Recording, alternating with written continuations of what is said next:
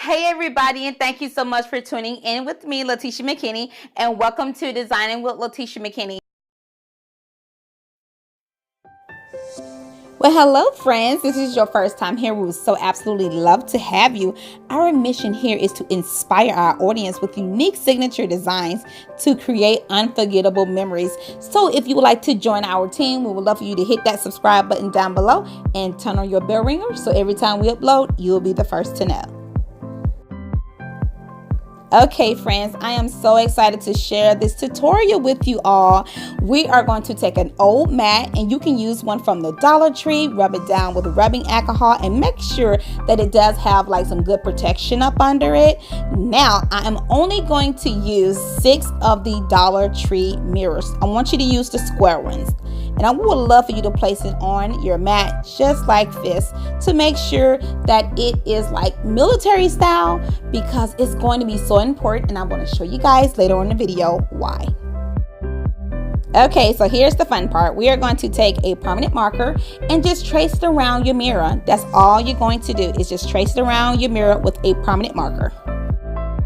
Now I push my mirrors up to the top so I would not have much to cut, and this is how it looks once you're finished cutting it. Now I just used regular scissors, everyone. I did not have to use an X-Acto knife, and I did go around it like 2 times using my permanent marker so I can be able to see where I traced it at.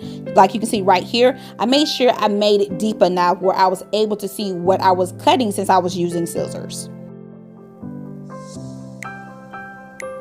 This is how my mat looked when I traced it out with that permanent marker before I start cutting. So now what I'm going to do is place my mirrors onto my mat to make sure it fits properly.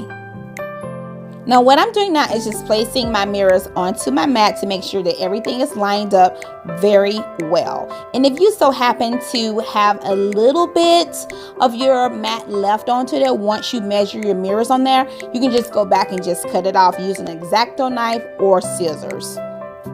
Now here you can see where everything is like straight across. It should have like a straight line. You don't want anything like one up and one down. You want it to look very uniformed. Alright, so now it's time to start hot gluing. You do not have to remove the black tabs off of here. However, if you want to, you can. Now, I'm using hot glue for time's sake for this video, but you can use, like E6000 or the Gorilla Glue, and I think that'll work perfectly well. So I'm gonna go ahead and just use hot glue, like I said before, just for time purposes, and it should look like this on the bottom when you are completely done. Now, as we're placing everything on, we still want to make sure that everything is lined up very well, because if it's not, it will just be off track, everyone. So it will be completely off track. So let's go ahead and finish this project on out. It is very quick and simple.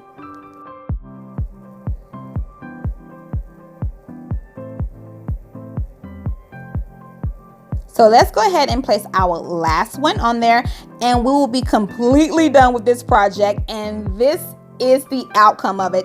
It is so beautiful. You can even use it as a centerpiece, so you don't have to necessarily use it as a table mat. And like we always do, let me know down below what you would use this for. And I placed a little mug on there just to show you guys, a little bit of how it will look if you use it for a table mat. All right, friends, I thank you so much for designing with me, Latisha McKinney, and I will see you guys in the next one. Happy holidays and blessings to you all.